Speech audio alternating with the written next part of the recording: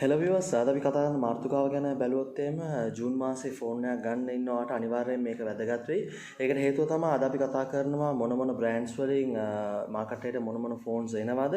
ඊට අමතරව කතා කරොත් එහෙම ඒකේ ස්පෙસિෆිකේෂන්ස් මොන වගේ වෙයිද සහ ඒකේ ප්‍රයිස් රේන්ජ් එක මොන වගේ වෙයිද කියන එක තමයි කතා කරන්න යන්නේ. මගේ නම රිද්වාන් උස්මාන් මේ පලාමල්ල.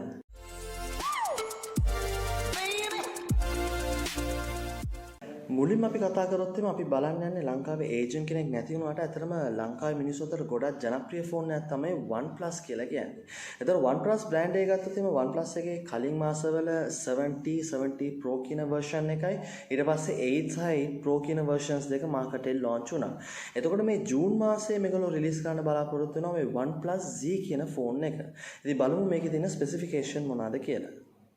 ඉතින් මේකේ ස්පෙસિෆිකේෂන් විදිහට සඳහන් කරොත් එimhe අපිට හම්බෙච්ච තොරතුරු අනුව මේකට Snapdragon 675 කියන version එක තමයි දෙන්න බලාපොරොත්තු වෙනවා කියලා තියෙන්නේ සහ මේකේ size එක ගත්තොත් එimhe chipset එකේ 7 nanometer chipset එකක් තමයි දෙනවා කියලා තියෙන්නේ. ඊට අමතරව ගත්තොත් මේකේ processor speed එක විදිහට ගත්තොත් octa-core processor එකක් එනවා සහ මේකේ processor speed එක 2.4 GHz කියලා තමයි සඳහන් වෙන්නේ සහ OS එක ගත්තොත් Android latest version එක 10.0 කියන එක තමයි මේගොල්ලෝ දෙනවා කියලා තියෙන්නේ. ඊට අමතරව මේකේ display size එක 6.4 inches කියලා සඳහන් වෙනවා. කැමරාව ගත්තොත් කැමරා 4කින් සමන්විත වෙනවා. ඉතින් මේක ගත්තොත් ඇත්තටම මේක punch hole display එකක් විදිහට තමයි market එකට එන්නේ. front කැමරාව ගත්තොත් 12 megapixel විදිහට back camera ගත්තොත් එහෙම 48 plus 16 plus 12 megapixel එකක් විතර තමයි මේගොල්ලෝ දෙන්න බලාපොරොත්තු වෙන්නේ. ඉතින් මේකේ වැඩි විස්තර විදිහට කතා කරොත් එimhe මේකේ memory එක 8GB RAM එකක් සහ 128GB ROM එකක් එක්ක එනවා සහ මේක in display fingerprint scanning technology එකෙන් තමයි හඳුන්වලා දීලා තිනවා කියලා කියන්නේ. ඊළඟට අපි බැලුවොත් අපි කතා කරන්න යන්නේ Oppo ලගේ අලුතින් මොනවාද නැත්නම් ජූන් මාසෙට මොනවාද රිලීස් වෙන්නේ කියලා. ඉතින් මේක ගැන කතා කරොත් Oppo ලගේ ජූන් මාසෙට ෆෝන් මොඩල්ස් තුනක් එන්න තියෙනවා. ඒකේ ගත්තොත් පළවෙනි තමයි Oppo Find X2 Pro කියන ෆෝන් එක. සහ ඊගාවට ගත්තොත් මේ Reno series එකේ Reno 4 එක සහ 4 Pro එක රිලීස් කරන්න මේගොල්ලෝ බලාපොරොත්තු වෙනවා. මුලින්ම අපි Oppo Find X2 Pro එකේ ස්පෙસિෆිකේෂන් ගැන කතා කරොත් Snapdragon 865 chipset එකක් සහ chipset size එක විදිහට 7 nanometer එකක් දීලා තිනවා. ඊට අමතරව ගත්තොත් මේකේ processor speed එක විදිහට 2.84 GHz processor speed එක සහ octa-core processor එකකින් බලා ගන්න පුළුවන්කම අපිට ලබා දීලා තිනවා. ඊට අමතරව ඔයගොල්ලෝ අපි හැමෝම දන්නවා සාමාන්‍යයෙන් Oppo ගත්තොත් Oppo ලගේ OS එක based on color OS තමයි එන්නේ. ඉතින් මේකේ ගත්තොත් මේකේ Android 10 එක සහ ColorOS 7.1 එක අපිට බලා ගන්න පුළුවන්. ඩිස්ප්ලේ එක ගත්තොත් 6.7 inches විදියටත් ඩිස්ප්ලේ ටයිප් එක විදියට AMOLED ස්ක්‍රීන් එකක් දීලා තිනවා කියලා තමයි සඳහන් වෙන්නේ.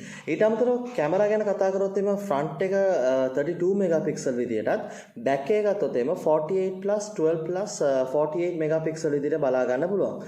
සාමාන්‍යයෙන් පළවෙනි එක 48 megapixel එක මේන් කැමරා විදියටත් දෙවෙනි 13 megapixel එක ගත්තොත් මේගොල්ලෝගේ ටෙලිෆොටෝ ලෙන්ස් එක විදිහට සාමාන්‍යයෙන් 5x optical zoom එකක් විදිහට මේගොල්ලෝ දීලා තිනවා.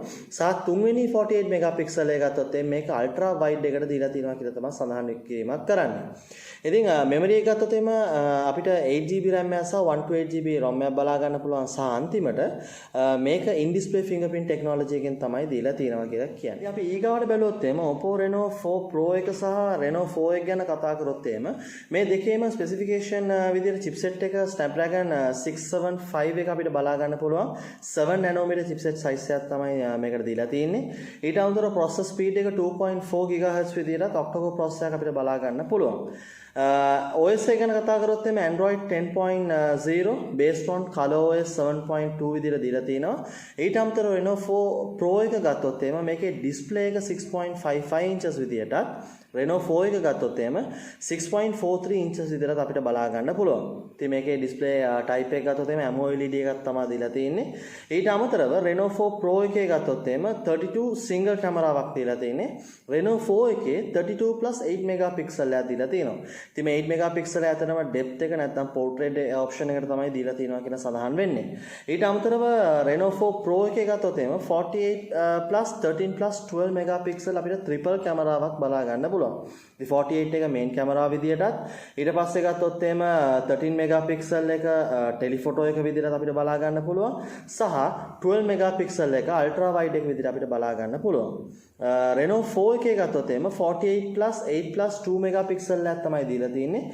ඉතින් 48 මේන් කැමරාව විදියටත් 8 මෙගාපික්සල් අල්ට්‍රා වයිඩ් එක විදියටත් 2 මෙගාපික්සල් එක ඩෙප්ත් එක නැත්නම් පෝර්ට්‍රේට් එක විදියට අපිට යූස් කරන්න පුළුවන් හැකියාව දීලා තියෙනවා. ඉතින් මේ ෆෝන් දෙකේම ගත්තොත් එimhe 8GB RAM එකක් සහ 128GB ROM එකක් බලා ගන්න පුළුවන්. මේ දෙකටම එන්නේ in display fingerprint scanning technology එකක්. මේ දෙකේම බැටරි කැපැසිටි එක මිලියම් 4000ක් සහ මේකේ ෆාස්ට් charging නැත්නම් වූක් charging ගත්තොත් එimhe 65 voltage fast charging එකක් දීලා තියෙනවා. ඉතින් මේ ෆෝන් එකේ සඳහන් වෙන විදිහට සාමාන්‍යයෙන් අපිට 60% charge කරගන්න පුළුවන් ඔය ෆෝන් එක මිනිත්තු නැත්නම් 15 minutes වලින් කියලා තමයි සඳහන් වෙන්නේ. අපි ඊගාවට බැලුවොත් එimhe අපි කතා කරන්නේ Huawei ලගේ ජූන් මාසෙට රිලීස් වෙන්න තියෙන ෆෝන්ස් මොනවාද කියන එක. ඉතින් Huawei ලයි ගත්තොත් එimhe Huawei ලත් මේ මාසේ ෆෝන් 3ක් රිලීස් කරන්න බලාපොරොත්තු වෙනවා. එකක් ගත්තොත් එimhe P40 කියන high end ෆෝන් එකක් විදිහට තමයි මේක රිලීස් කරන්න බලාපොරොත්තු වෙන්නේ. ඊගාවට ගත්තොත් එimhe mid range එකේ ෆෝන් දෙකක් විදිහට අපිට Wi-Fi P එක සහ Y6P එක මේගොල්ලෝ launch කරන්න බලාපොරොත්තු වෙනවා. ඉතින් අපි බලමු මේකේ තියෙන ස්පෙસિෆිකේෂන් මොනවද කියලා. ඉතින් Huawei ලගේ P40 Pro එක ගැන කතා කරොත් එimhe ඒකේ chipset එක Kirin 990 version එකක් අපිට බලා ගන්න පුළුවන්. සහ මේකේ chipset size එක විදිහට 7 nanometer chipset එකක් අපිට බලා ගන්න පුළුවන් හැකියාව තියෙනවා. ඊට අමතරව මේකේ process speed එක ගත්තොත් එimhe 2.86 process speed එක සහ octa-core processor තමයි මේකට දීලා තියෙන්නේ. ඊට අමතරව ගත්තොත් එimhe Huawei ලගේ Android 10.0 එක operating system එක ගත්තොත් එimhe Android 10.0 සහ EMUI 10.1 කියන version එකෙන් බලා ගන්න පුළුවන්. ඉතින් ගොඩක් අය මෙතනදී අහලා තිබ්බා සාමාන්‍යයෙන් Huawei ලගේ Android version එක එනවා නම් Play Store නැද්ද කියන එක. ඇත්තටම operating system එක තමයි ඔයගොල්ලන්ට Android බලා ගන්න පුළුවන්. Play Store එක වෙනුවට ඔයගොල්ලන්ට ඇවිල්ලා Huawei Store එකෙන් තමයි අවශ්‍ය application ටික download කරන්න හැකියාව දෙන්නේ. ඉතින් display size එක ගත්තොත් එimhe 6.58 විදියට type එක විදියට OLED screen එකක් තමයි දීලා තියෙන්නේ. ඊට අමතරව මේකේ කැමරා ගැන කතා කරොත් එimhe 32 මෙගාපික්සල් front camera එකක් සහ back camera තුනක් බලා ගන්න පුළුවන්. 50 megapixel main camera විදියටත් 12 megapixel telephoto එකක් විදියටත් සහ 40 මෙගාපික්සල් අල්ට්‍රා වයිඩ් ලෙන්ස් එකක් සහ ඩෙප්ත් ලෙන්ස් එකක් විදිහට අපිට යූස් කරන්න පුළුවන් හැකියාව දීලා තියෙනවා මේ කැමරා ලෙන්ස් තුනේ. ඊට අමතරව මේකේ RAM එකයි ROM එක ගැන කතා කරොත් එimhe 8GB RAM එකක් සහ 256 ROM එකක් අපිට බලා ගන්න පුළුවන්. and මේකේ ගත්තොත් එimhe fingerprint එකත් in display fingerprint එකක් තමයි දීලා තියෙන්නේ. මේකේ මිලියම් 4200ක බැටරිය සහ fast charging එකක් දීලා තියෙනවා මේ P40 Pro එකේ. ඊගාවට බැලුවොත් එimhe Huawei ලගේ Wi-Fi P එක ගැන තමයි අපි කතා කරන්නේ. ඉතින් Wi-Fi P එක ගැන කතා කරොත් මේකේ අපිට බලා ගන්න පුළුවන් MediaTek chipset එකක්. ඉතින් මේ chipset size එක 12 nanometer size එකක් තමයි දීලා තියෙන්නේ. process speed එක ගත්තොත් එimhe 2.0 process speed එක බලා ගන්න පුළුවන් octa-core processor එකක් එක්ක. ඉතින් මම කලිනුත් කිව්ව විදිහට OS එක Android 10 OS එකක් වුණාට ඇත්තටම අපිට Play Store එක මේකේ බලා ගන්න වෙන්නේ නැහැ. ඉතින් Play Store එක වෙනකොට ඔයගොල්ලෝ Huawei Store එකේ ගිහලා තමයි application download කරන්න වෙන්නේ. display size එක ගත්තොත් එimhe 5.45 inches විදියටත් අපිට display type එක IPS display එකක් තමයි දීලා තියෙන්නේ. front camera megapixel 5ක් සහ back camera 8 megapixel විදිහට දීලා තියෙනවා. ඉතින් memory එක ගත්තොත් එimhe අපිට 2GB RAM එකක් සහ 32GB ROM එකක් බලා ගන්න පුළුවන්. මේකේ battery එක ගත්තොත් එimhe 3020ක battery එකක් අපිට බලා ගන්න පුළුවන්කම තියෙනවා. ඉතින් අපි ඊගාවට කතා කරන්නේ Huawei ලගේ Y6P කියන ෆෝන් එක ගැන. ඉතින් මේ ෆෝන් එක ගැන කතා කරොත් එimhe මේකේ chipset එකත් ඇත්තට MediaTek එකක් තමයි එන්නේ P22 කියන MediaTek chipset එක. ඉතින් chipset size එක ගත්තොත් එimhe අපිට 12 nanometer බලා ගන්න පුළුවන්. process speed එක තමයි 2.0 GHz process speed එකක් තියෙනවා octa-core processor එකක් එක්ක. Android 10.0 operating system එක සහ based on EMUI 10.1 කියලා තියෙනවා. ඉතින් අර මම කලිනුත් කිව්ව විදිහට Android version එක උනාට Play Store එක වෙනකොට ඔයගොල්ලන්ට Huawei Store එක තමයි use කරන්න වෙන්නේ. ඉතින් display size එක 6.3 inches IPS LCD display type එකක් තමයි එන්නේ. front එක 8 megapixel සහ back එක triple camera කියනවා 13+8+2 megapixel එකක් විදිහට බලා ගන්න පුළුවන්. 13 megapixel එක main camera විදිහටත් 5 megapixel එක ultra wide කියන option එක විදිහටත් 2 megapixel අපිට depth camera option එකට use කරන්න පුළුවන් හැකියාව දීලා තියෙනවා. ඉතින් ඊගාවට ගත්තොත් මේකේ fingerprint එක ඇතරම මේකේ fingerprint එකක් එනවා back එකේ මිලියම් 5000ක අපිට battery capacity එකක් බලා ගන්න පුළුවන් හැකියාව දීලා තියෙනවා මේ Y6P කියන ෆෝන් එකේ. ඉතින් අපි ඊගාවට කතා කරන්න යන්නේ මේ Samsung brand එකේ ජූන් මාසෙට රිලීස් වෙන ෆෝන් මොනවාද කියන එක. ඉතින් ඊට කලින් ගත්තොත් එimhe අතරම පෞගේ මාසවල Samsung ලගේ high end phones අතර මාකටේ launch කරා. ඉතින් ජූන් මාසයේ ගත්තොත් එimhe ඒගොල්ලෝ mainly focus කරන්නේ මේ mid range එකේ phones. ඒකත් M series එක තමයි ඒගොල්ලෝ mainly focus කරලා තින්නේ. ඉතින් ඒගොල්ලෝ phone තුනක් ජූන් මාසයේ රිලීස් කරන්න බලාපොරොත්තු වෙනවා. M11 එක, M21 එක සහ M31 කියන phones තුන. ඉතින් අපි බලමු මේකේ specification මොනවාද කියන ඉතින් අපි මුලින්ම කතා කරොත් එimhe Samsung M11 කියන ෆෝන් එක. මේකේ ස්පෙસિෆිකේෂන් විදිහට අපිට සඳහන් වෙනවා Snapdragon 450 එක බලා ගන්න පුළුවන්. ඊට අමතරව chipset එක ගත්තොත් එimhe 14 nanometer එකක් තමයි දීලා තියෙන්නේ.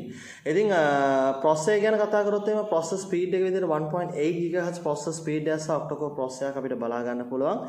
ඉතින් OS එක ගත්තොත් එimhe Android 10.0 OS එක අපිට දීලා තිනවා. display size එක 6.4 inches display size එකක් අපිට බලා ගන්න පුළුවන්.